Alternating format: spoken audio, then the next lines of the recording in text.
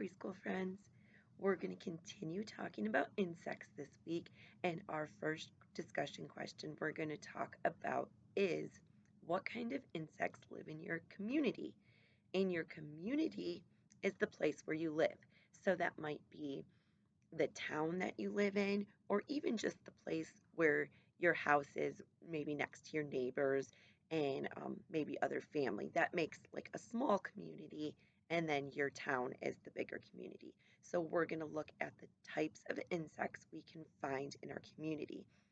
So, remember when we went on an insect hunt before? We're going to do that again.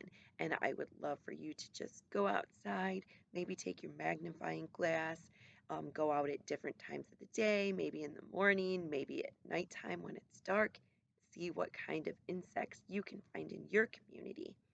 And then you can draw me a picture or take pictures of the insects and post them in the comments below this video. And I will try to find some insects in my community. So today we are going to read a book called Mrs. Peanuckle's Bug Alphabet. And this book has a different insect for each letter of the alphabet.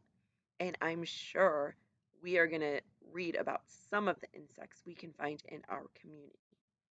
So we're going to read this book and find out some different names of some insects we might not have ever heard of before. The art for this book was done by Jessie Ford. So that means she's the one who drew the different pictures, made the illustrations.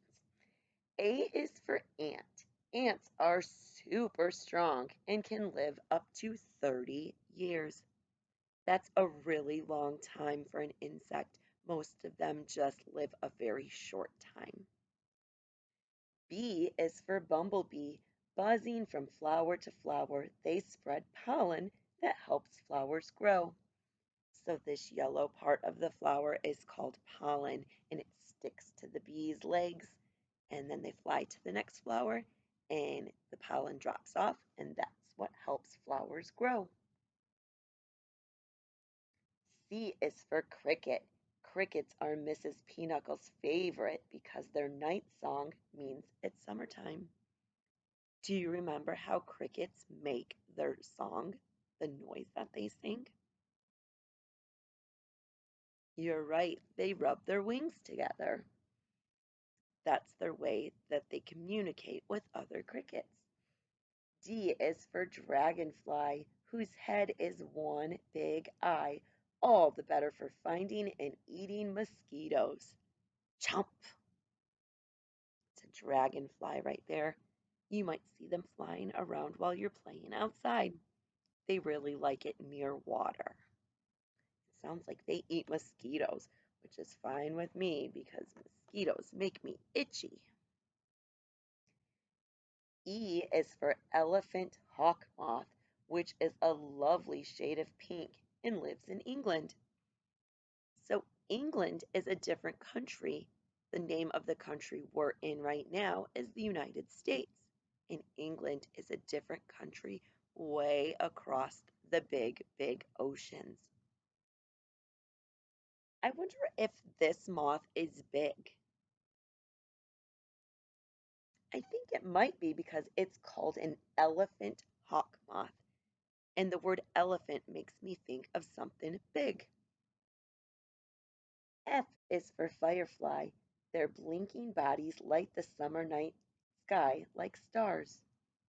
Remember when we talked about fireflies? We found out that that's the way that they communicate with other fireflies. G is for grasshopper, who can jump over 3 feet at a time. Some people eat them. I don't think I would want to eat a grasshopper. What about you? H is for housefly. Houseflies carry a lot of germs, so Mrs. Peanuckle says keep them off your food. A housefly is something that you might see flying around your house, and if it lands on your food, you want to shoo it away because they do have a lot of germs. We don't want to get that on our food. I is for inchworm, not really a worm, But a caterpillar, they turn into moths when they grow bigger. So that inchworm, that's how they move. They scoot their body and that the middle part goes up and then the front part moves forward and then they keep repeating. And they're just a tiny green caterpillar. J is for June bug, born underground. They come out in June when frogs love to eat them for a summer snack. June bugs are kind of big and they make a lot of noise when they're flying around lights outside. K is for katydid, which looks like a leaf. Some people call them bush crickets. It's right there. It kind of has the same shape as a leaf. I wonder if that helps protect them. Do you remember when we talked about camouflage and how camouflage means they can blend in or look just like their surroundings? I bet you they can blend in and look like a leaf. L is for ladybug, the loveliest of insects. They help Mrs. Peanuckle by eating the bugs on her roses. I'm sure you all have seen a ladybug. M is for Monarch Butterfly. Its children, little caterpillars, only eat milkweed. Can you believe the monarch can fly from Maine to Mexico?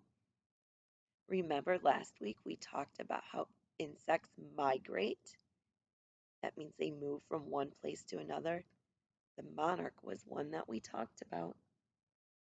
N is for nymph, a name for some baby insects. Some people believe in nature spirits, also called nymphs. So some insects, when they're little babies, they're called a nymph. O is for orange sulfur butterfly.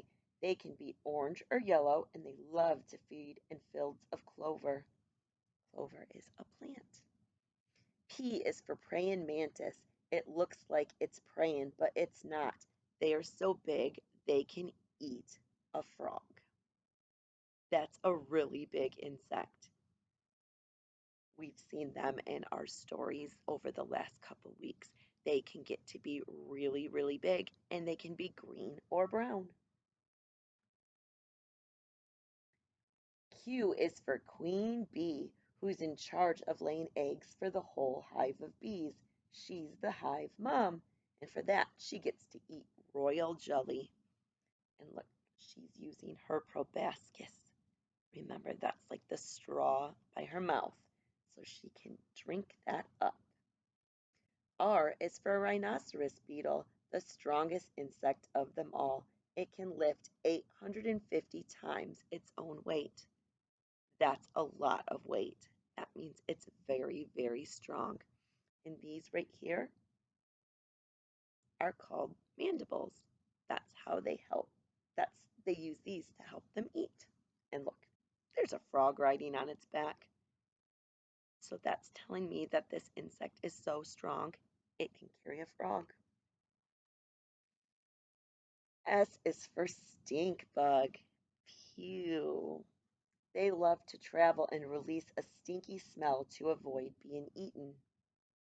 You might see stink bugs around your house, especially when summer is over and it's starting to get colder.